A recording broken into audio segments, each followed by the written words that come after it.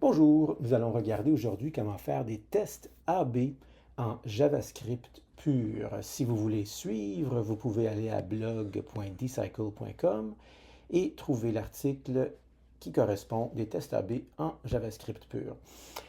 Déjà, on va regarder comment mettre en place un site web extrêmement simple avec des tests AB en HTML, JavaScript, CSS. Il existe plusieurs outils pour faire des tests AB qui s'attachent à votre site web ou qui peuvent être utilisés avec des CMS comme Drupal ou WordPress. Mais pour comprendre les concepts, on va réellement utiliser uniquement du JavaScript. Donc, on va se rendre à un projet sur GitHub. Donc, le lien se trouve dans l'article. Et vous y trouverez un code source qui ressemble à ceci, donc qui a un peu de CSS, index HTML et le code pour les tests JavaScript. Je vous invite à regarder comment ça fonctionne, mais si vous voulez le voir en action, vous pouvez cliquer sur le lien qui est ici, ce qui va vous amener sur une page web où vous allez voir un bloc vert ou rouge. En fait, 50% des gens vont voir un bloc vert et 50% vont voir un bloc rouge. Si je rafraîchis ma page à plusieurs reprises, vous allez voir que je vois toujours la même couleur. Pourquoi? Parce qu'on a un cookie qui fait en sorte que si une personne a vu une variante du site web, cette personne-là va toujours voir la même variante. Donc on voit ici, vous voyez la variante B et un bloc rouge. Si j'efface mes cookies avec ce bouton-là et je rafraîchis ma page, je vais le faire plusieurs fois de suite jusqu'à temps que j'arrive à un bouton, à un bloc plutôt vert. Donc là, on voit que euh, le système pense que je suis un nouveau visiteur et donc va me présenter toujours le bloc vert. Comment fonctionne le CSS de tout ça? Donc, si on clique sur Inspecter, on va voir que ce qui change, en fait, la seule chose qui change, c'est la classe dans Body. Donc, par défaut, ou pour la variante A, on a MyVariantA. Donc, si j'efface mes cookies et je rafraîchis, ah ben là, je vois MyVariantB. Tout le reste du code est pareil. Donc, le CSS pour MyBigBox ici va être la boîte donc à la même taille, mais MyVariantB, MyBigBox, va être rouge et MyVariantA, MyBigBox, va être vert. Donc, tout se passe en CSS de ce côté-là. Nous allons à ce moment-ci aller ajouter du code de tracking parce qu'en fait, c'est bien beau de vouloir montrer différentes variantes, mais la raison pourquoi on montre différentes variantes à différentes personnes, c'est de pouvoir analyser après quelle variante est la meilleure pour nos objectifs. Nos objectifs pour être que quelqu'un clique sur certains trucs, etc. Donc, dans ce cas-ci, j'ai fait un petit code pour que quand on clique sur la boîte, on a un petit texte qui apparaît. Vous avez cliqué sur le bloc. Et puis, on peut cliquer autant de fois qu'on veut.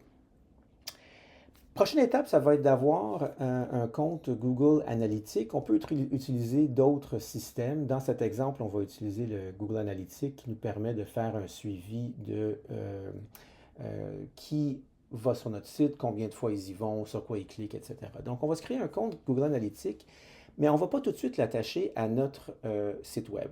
Alors, si vous n'êtes pas sûr comment créer un compte Google Analytics, je vous invite à aller faire des recherches et quand vous avez un compte Google Analytics, en principe, vous ne verrez rien, vous ici, mais vous allez pouvoir l'attacher à votre site web. Si vous voulez, vous pouvez également dans GitHub, dans le projet AB Test Exemple, cliquer sur Fork et puis avoir votre propre version du site AB Test Exemple. Et avec la fonctionnalité GitHub Pages, vous allez avoir votre propre site qui ressemble à ceci. La raison pourquoi vous allez faire ça, c'est que vous allez vouloir installer votre propre code de tracking sur le site et non le mien. Vous allez voir, si vous allez dans AB Test Example sur Dcycle, dans Docs, Index, vous allez avoir le Google Tag Manager qui appartient à mon compte à moi. Bon, dans les faits, vous allez vouloir plutôt changer ça pour mettre votre propre compte Google Tag Manager. Donc, une fois que vous avez vos analytiques, n'attachez pas tout de suite votre compte Google Analytics, qu'on va appeler GA, à votre site web. Plutôt, on va passer par un autre système qui s'appelle GTM ou Google Tag Manager. GTM est une sorte d'enveloppe autour de GA, Google Analytics. Une fois que vous avez GA, allez chercher votre numéro de compte GA. Donc, c'est dans la section Admin, dans la section Data Streams. Donc, bien sûr, c'est complètement contre-intuitif, mais dans Data Streams, vous allez voir votre compte. Et puis, c'est ça ici que vous allez vouloir prendre, le Measurement ID. Le mien, c'est ça. Vous allez vouloir prendre le vôtre.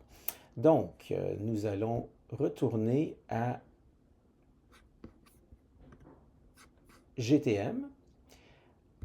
Et on va commencer par mettre en place, donc ça, il faut créer votre compte GTM. Vous allez créer une organisation qui est peut-être votre nom de compagnie ou votre propre nom.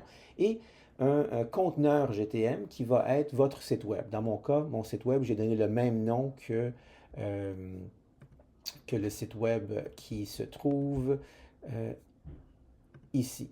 Donc, c'est cette URL-là. Donc, j'ai donné ce nom-là à mon conteneur GTM. Vous allez avoir la même chose.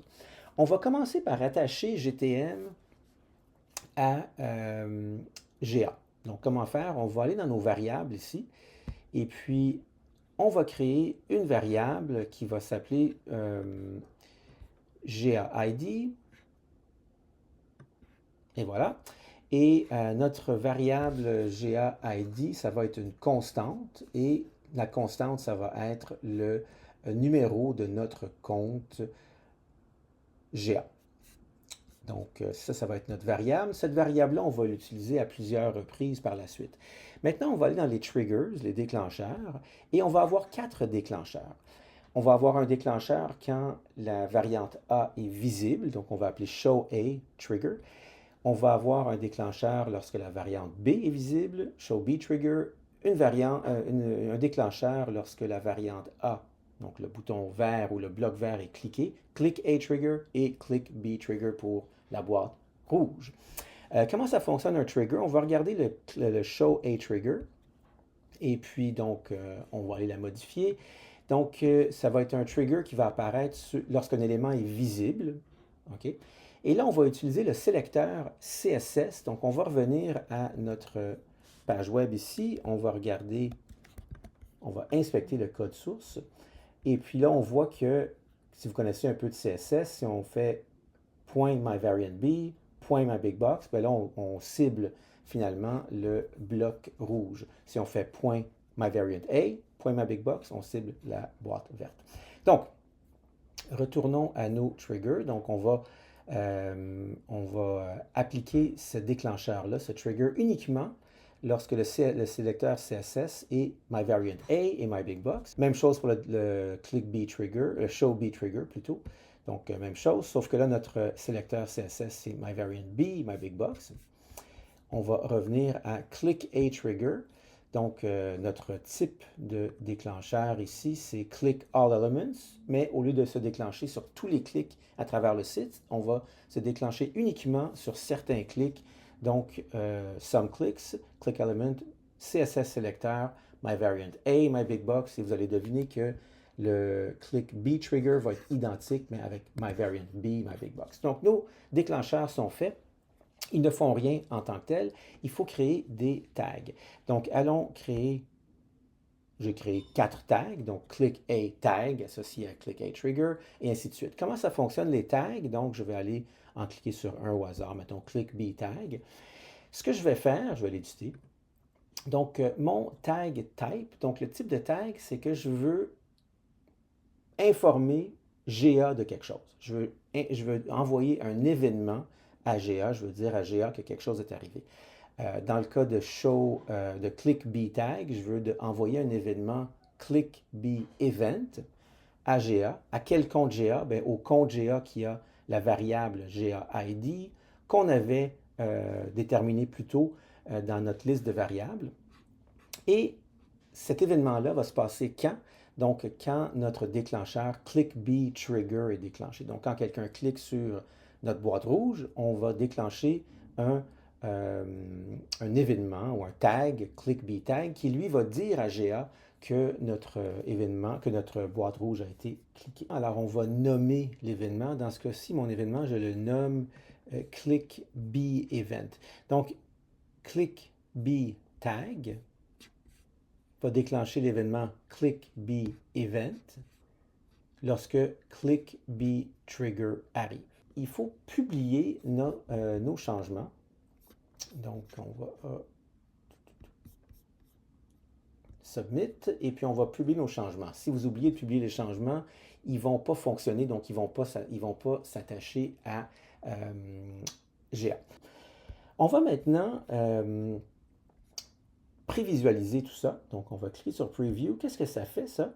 Ça va ouvrir une nouvelle fenêtre. Cette nouvelle fenêtre-là va nous demander d'ouvrir notre site web et on va ouvrir notre site web ici, dans une nouvelle fenêtre.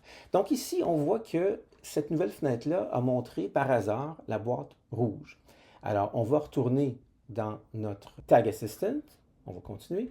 Et on va voir que, en effet, le tag ici qu'on voit, c'est ShowBTag. Donc, on va le voir ici. Le tag ShowBTag a été déclenché, tandis que ShowATag n'a pas été déclenché puisque la boîte verte n'a pas été montrée. ClickATag n'a pas été déclenché, ni ClickBTag. Et on va cliquer sur notre boîte rouge. Quel événement va être déclenché, pensez-vous? On va cliquer dessus.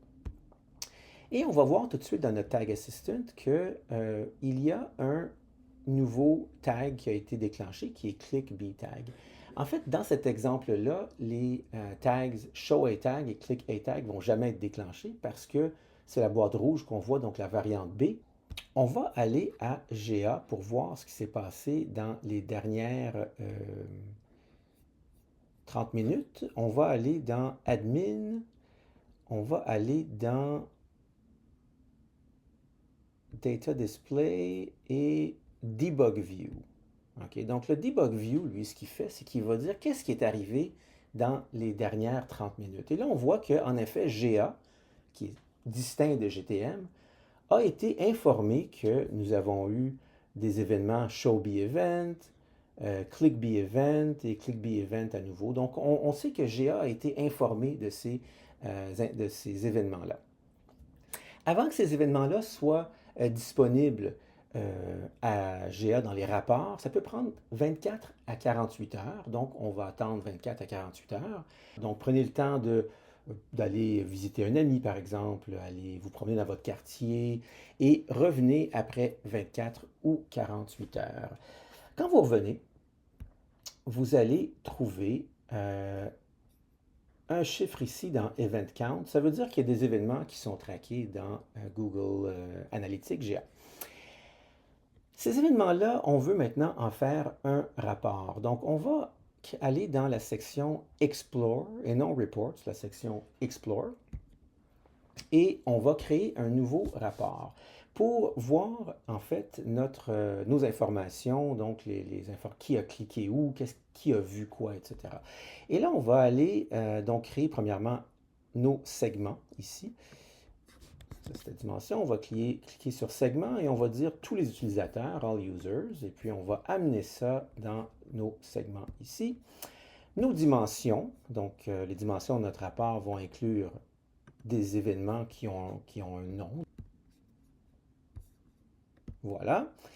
Et puis les métriques qu'on veut traquer, donc c'est combien d'événements par nom. Donc on va aller dans Event Count.